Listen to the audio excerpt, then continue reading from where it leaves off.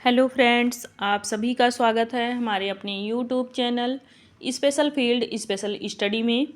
आज इस वीडियो में हम बात कर रहे होंगे डीएड स्पेशल एजुकेशन के अंतर्गत एचआई, वीआई और आईडीडी तीनों ट्रेड में आपके सेकेंड ईयर के पेपर नंबर 10 की।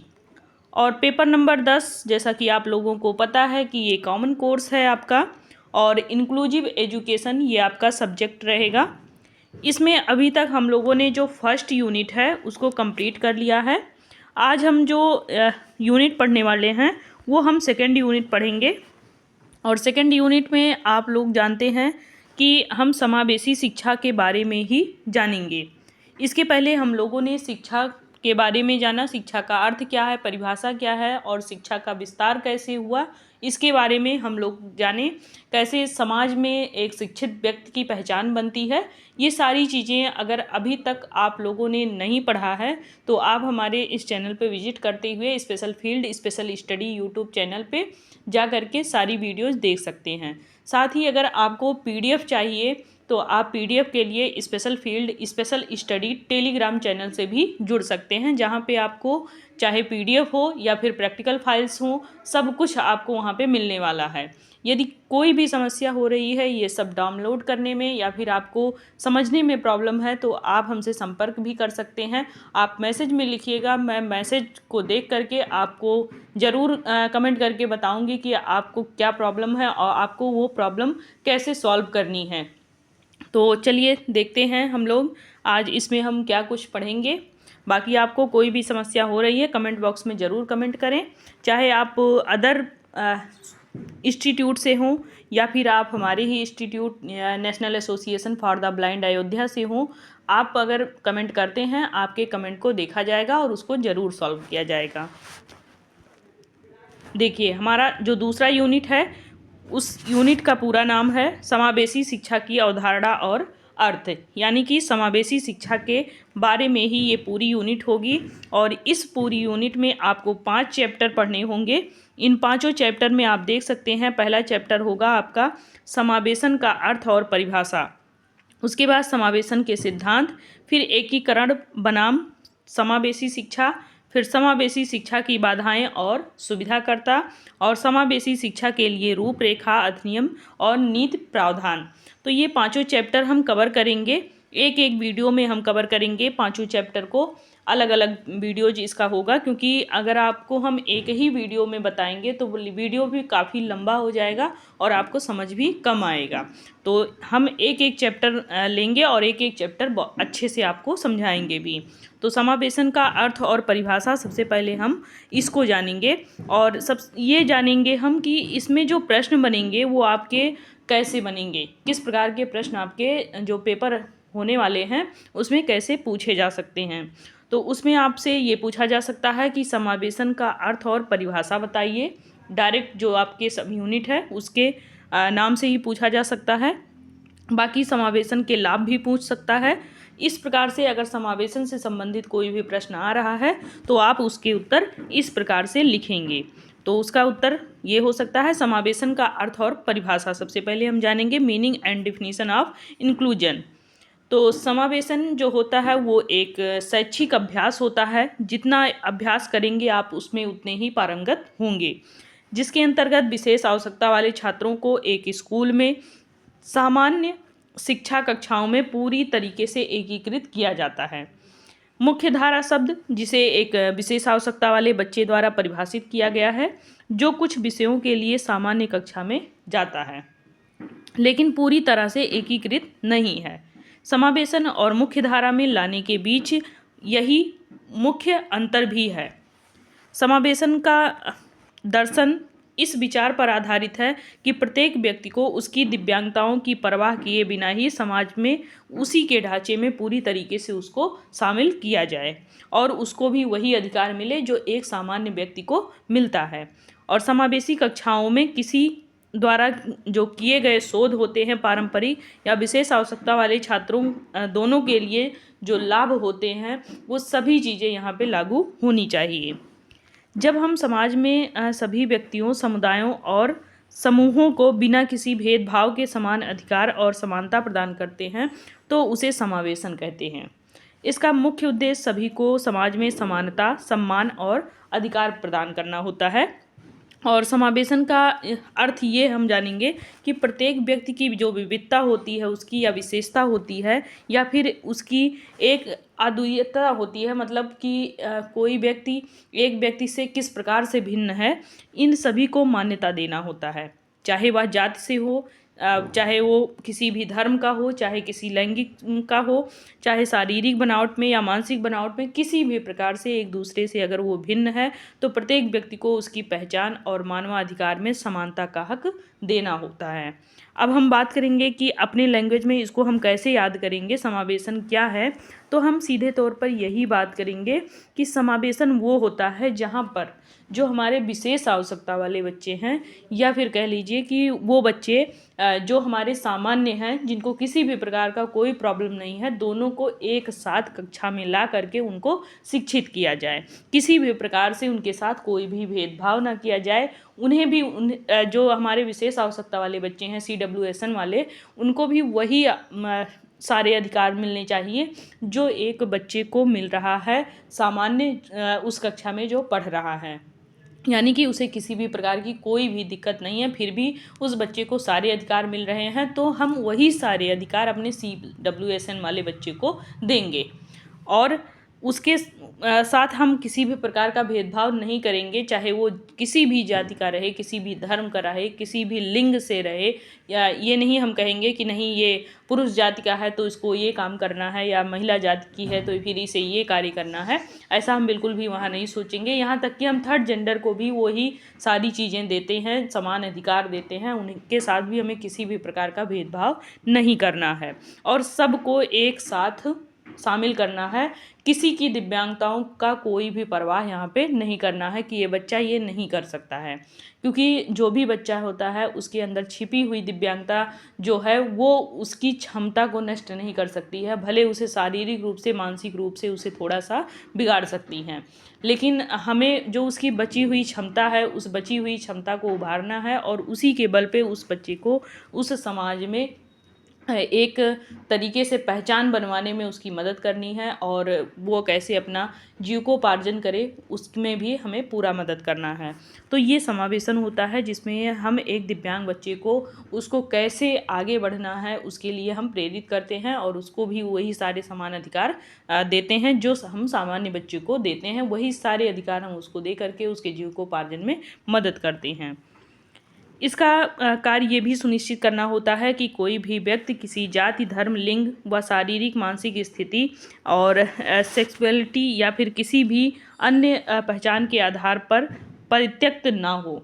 जो मैंने अभी कहा कि बच्चा चाहे किसी भी जाति या धर्म, लिंग से आया हो, या फिर उसके शारीरिक कोई दिव्यांगता हो या मानसिक रूप से वो डिस्टर्ब हो, फिर भी हम उसके साथ किसी भी प्रकार का दुर्व्यवहार नहीं करेंगे, उसके साथ अच्छा व्यवहार करेंगे और उसको हम एक साथ लाने के लिए सामान्य बच्चों के साथ में उसको भी वही अधिकार देंगे जो हम एक सामान्य बच्चे को देते हैं, और उससे हम जो अपेक्षा करते हैं वही अपेक्षाएं हम इन CWSN वाले बच्चों के साथ में भी करेंगे। समावेशन की प्रक्रिया में समाज को सभी की स्वीकृति, समझ और सम्मान में योगदान करना होता है।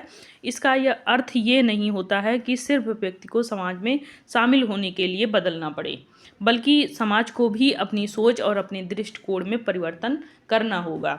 ऐसा नहीं है कि केवल दिव्यांग बच्चों के अंदर ही सारी जो परिवर्तन आप कर रहे हैं वो उन्हीं के अंदर करें, कि नहीं बच्चा तुमको ये अपनाना है, तुमको ये कार्य करना है, ऐसा नहीं। आपको भी अपना नज़रिया बदलना होगा उन दिव्यांग बच्चों के प्रति। अगर आपका नज़रिया बदल रहा है तो ही आप उन बच्चों को अच्छे से शिक्षित कर पाएंगे, जीविकोपार्जन के लिए उनको भी प्रेरित कर पाएंगे। अतः समावेशन का आशय यह भी है कि प्रत्येक व्यक्ति अपनी पूरी क्षमता के साथ बिना किसी डर या संकोच के समाज में अपना योगदान कर सके और अपने आप को समाज का एक महत्वपूर्ण हिस्सा भी महसूस कर सके। क्योंकि अगर आप थोड़ा सा भी भेदभाव करेंगे उन बच्चों के साथ में तो वो अपनी क्षमता को विकसित नहीं कर पाएंगे और उन्हें भी कुंठा की भावना होगी। अगर हम उन बच्चों का मजाक उड़ा रहे हैं, उन्हें हम हतोत्साहित कर रहे हैं, तो फिर वो बच्चे आगे नहीं बढ़ पाएंगे। इसके लिए ये करना होगा कि हमें उनकी क्षमता के साथ में उनको अपनाना होगा, उनके डर को, उनके संकोच को एक तरीके से ख़त्म करना होगा, तभी वो समाज में खुल करके अपने क्षमता को विकसित कर पाएंगे। तो आगे हम बात करेंगे समावेशन की परिभाषा की। आई होप आपको समझ में आया होगा कि समावेशन का अर्थ होता क्या है। किसी भी जात धर्म या आपके शारीरिक या मानसिक रूप से पीड़ित बच्चा है तो उसके साथ हम किसी भी प्रकार का कोई भी भेदभाव नहीं करेंगे, उसके साथ हम अच्छा व्यवहार करेंगे और उसकी जो बची हुई क्षमता है उसको हम विकसित करने का प्रयास करेंगे। ये हमारा समावेशन में आएगा और समावेशन का मतलब ये होगा कि उसे भी समाज में उतने ही अधिकार दिए जाएं जितने एक सामान्य व्यक्ति को मिलता है। अब हम बात करेंगे इसकी परिभाषा की। तो समावेशन की परिभाषा है जिसमें सबसे पहले स्थानन परिभाषा की बात करेंगे। सामान्य शिक्षा कक्षाओं में दिव्यांग या विशेष सहायता की आवश्यकता वाले छात्रों के रूप में उनका समावेशन करना, जैसे सेन के साथ बच्चों का एकीकरण या समावेशन। सेन वाले और या फिर बिना SEN सेन वाले छात्र एक ही स्कूल या कक्षा में आते हैं।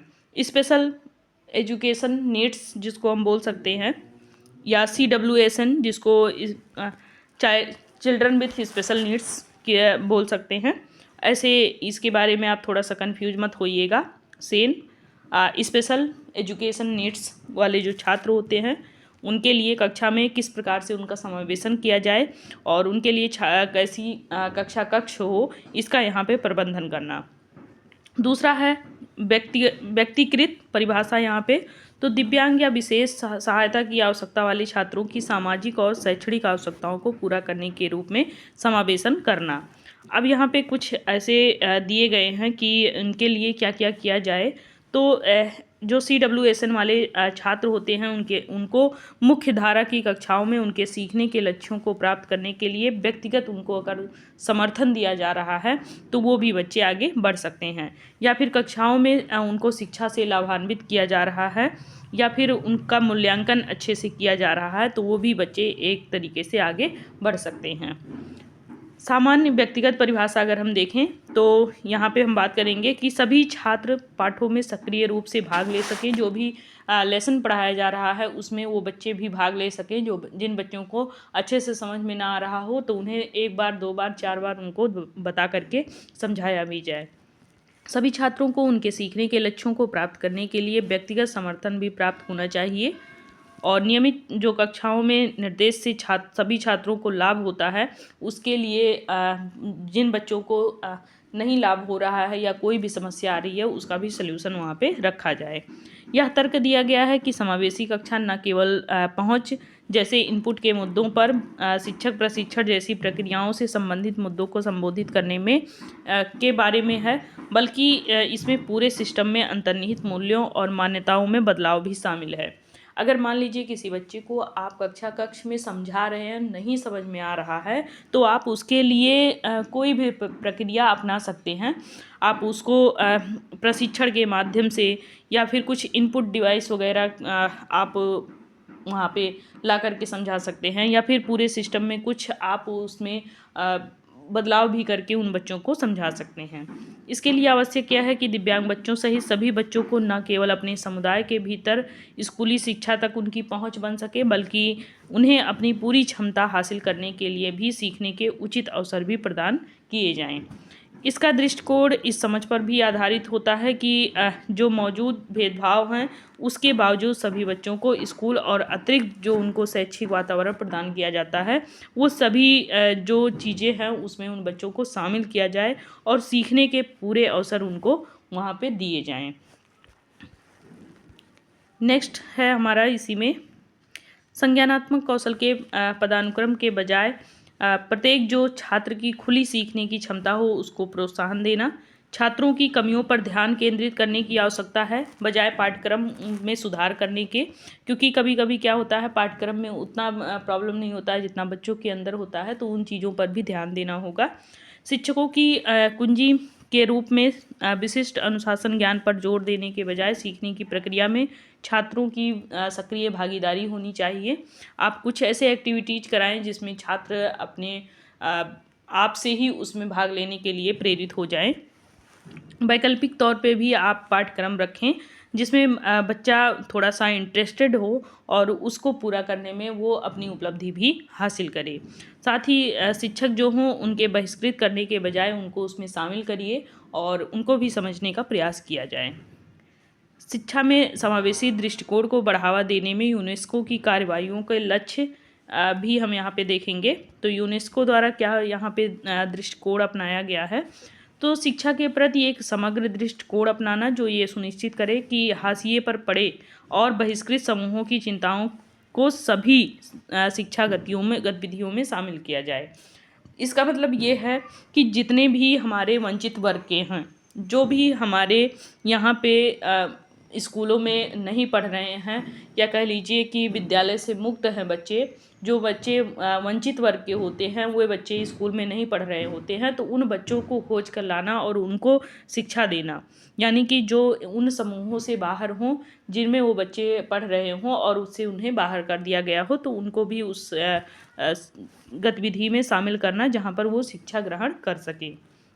समावेशी शिक्षा की दिशा में विविध रणनीतियों के समर्थन में नीति निर्माण और सिस्टम प्रबंधन के लिए क्षमता विकसित करना और उन समूहों की चिंताओं को सामने लाना जो वर्तमान में एक तरीके से कि अभी भी समस्या बनाए रखे हैं। समावेशन के लाभ क्या हो सकते हैं इसके बारे में हम जानेंगे। तो स्कूल जो होता है वो व्यक्तिगत भिन्नताओं पर प्रतिक्रिया करते हैं और इसलिए सभी बच्चों को इसमें लाभ पहुंचाया जाता है। स्कूल सभी बच्चों को एक साथ शिक्षा देकर विविधता के प्रति भी अपना दृष्टिकोण अपनाते हैं और उसमें दृष्टिकोण जो उनका जो भी होता है उसमें बदलाव भी वो करते रहते हैं। और विशेष जो पृथक स्कूल हैं उनको कम खर्चीले विकल्प में रखा जाता है। इसमें माता पिता के लिए कोई अतिरिक्त लागत नहीं होती है। इसमें अलग अलग परिवेश की तुलना में बच्चों की उपलब्धि यहाँ पे अधिक होती है और विशेष शैक्षिक आवश्यकताओं वाले 60% या कह लीजिए कि 80 से 90% को बिना किसी अनुकूलन के शिक्षित किया जाना चाहिए। मामूली अनुकूलन के साथ नियमित स्कूलों में शिक्षा जैसे शिक्षण रणनीति प्रशिक्षण बच्चे बच्चे का समर्थन और पर्यावरण अनुकूलन, ये सभी चीज़ें इसमें शामिल होता है। दिव्यांग बच्चों को कम कलंकित किया जाना चाहिए जिससे वो समाज में अधिक रूप से शामिल हो सकें। उनके साथ में किसी भी प्रकार का कोई भी दुर्व्यवहार न किया जाए, कोई भी हंसी मजाक न किया जाए जो उन्हें बुरा लगे। समावेशी शिक्षा लागत प्रभावी होती है। ऐसा नहीं है कि आप इसमें खर्च कर रहे हैं तो वो आपके लाभ में नहीं आएगा और कम खर्चीली भी होती है। ये स्थानीय संसाधनों या लोगों और फिर सुविधाओं का उपयोग करके कम लागत में ही इसको हम विकसित कर सकते हैं। दिव्यांग बच्चों के पास स्कूल विशेष स्कूलों में उपलब्ध पाठ्यक्रम की तुलना में यहाँ पे थोड़ा व्यापक पाठ्यक्रम तक इनकी पहुँच बन जाती है। अब इसका निष्कर्ष क्या निकलता है कि निष्कर्ष ये निकलता है कि समावेशन जो होता है ये अपनी मौलिकता में या प्रत्येक व्यक्ति को उनकी भिन्नताओं के बावजूद भी ये समाज में या संगठन में सामुदायिक जो गतिविधि होती है यहाँ सभी इनको शामिल होने का पूरा अवसर मिलता है। ये केवल विविधता को ही मान्यता नहीं देता है बल्कि समावेशन के जो माहौल होते हैं उस पर ये पूरा जोर देता है और उसमें कह लीजिए कि सारे बच्चों को एक साथ लाने का ये प्रयास करता है, मुख्य धारा से जोड़ने का प्रयास करता है। और समावेशन में सिर्फ नैतिकता को नहीं अनिवार्यता मिलती है बल्कि यह समाज की एक ज़रूरत होती है। जब समुदाय और संगठन असली समावेशन का अभ्यास करते हैं वे विविधता की शक्ति को भी हार्नेस करते हैं और एक नवाचार को प्रोत्साहित करते हैं और इसमें वृद्धि भी होती है बच्चों की जहाँ तक देखी जाती है और उनमें ये भी परिवर्तन देखने को मिलता है कि समाज में कैसे रहा जाए उसके भी तौर तरीके उनको पता होते हैं। साथ ही समाज में समावेशी जो प्रक्रिया होती है इसको भी मान्यता मिलती है। तो इसी के साथ में हमारा ये फर्स्ट जो सब यूनिट है कह लीजिए जो कि हमारा यूनिट सेकंड का है ये हमारा समाप्त होता है। आई होप आप लोगों को सारी चीज़ें क्लियर हो गई होंगी कि समावेशन का अर्थ क्या है, परिभाषा क्या है। मैं एक बार फिर से समरी बता दे रही हूँ। समावेशन का मतलब ये होता है कि जो हमारे दिव्यांग बच्चे हों, उनकी दिव्यांगता की परवाह किए बिना ही उनको सामान्य बच्चों के साथ में उनकी ही कक्षा में, सामान्य कक्षा में जिसको हम बोलते हैं, उनके साथ में मुख्य धारा में लाने का प्रयास किया जाए। उनके साथ में उनको शिक्षा ग्रहण कराया जाए, उनके साथ में उनके जो गतिविधियाँ होती हैं उन गतिविधियों में प्रतिभाग कराया जाए, ताकि वो भी बच्चे सामान्य बच्चों के साथ में रह करके अपने अंदर छिपी हुई जो उनकी प्रतिभा है उसको वो उजागर कर सकें या उसको विकसित कर सकें। साथ ही उनको समाज में एक ऐसे अवसर मिलें जहाँ पर उनको समान अधिकार और सम्मान उनको दिया जाए। इस पर भी ख्याल रखना बहुत ज़रूरी होता है। तो कुल मिलाकर के समावेशन का मतलब यही होता है कि हम इन बच्चों को भी एक तरीके से समाज से बाहर न समझें, उनको भी समाज में हमारे सामान्य बच्चों के साथ में इनको मुख्य धारा में लाया जाए, वहाँ भी उनको शिक्षित किया जाए, साथ ही उनका मूल्यांकन भी किया जाए। तो ये टॉपिक हमारा यहीं पे समाप्त होता है। नेक्स्ट वीडियो में आपको समावेशन के सिद्धांत देखने को मिलेगा, जिसमें आप लोगों को समावेशन के सिद्धांत कौन कौन से हैं उसके बारे में चर्चा की जाएगी। अगर आप लोगों ने अभी तक वीडियो नहीं देखे हैं तो आप लोग ज़रूर special field special study YouTube channel पे आकर के सारी वीडियोज़ देख सकते हैं। आप लोगों के 2 पेपर के जो सिलेबस हैं उसको कवर कराए जा रहे हैं। पहला आपका जो पेपर है डीएड स्पेशल एजुकेशन के अंतर्गत आपके सेकेंड ईयर के education in the emerging Indian society and school administration का जो पेपर है, जो कि कॉमन पेपर है, HIVI IDT तीनों ट्रेड के बच्चे इसको पढ़ते हैं, वो पेपर। और एक आपका पेपर नंबर 10 जो कि आपका इंक्लूसिव एजुकेशन है, जिसमें आप लोगों को फर्स्ट यूनिट दोनों में कवर करा दिया गया है, सेकेंड यूनिट दोनों में चल रहा है। तो आप लोग कहीं भी इधर उधर ना भटकें, यहीं पे आप बने रहें, आपको सारा सिलेबस कवर करा दिया जाएगा।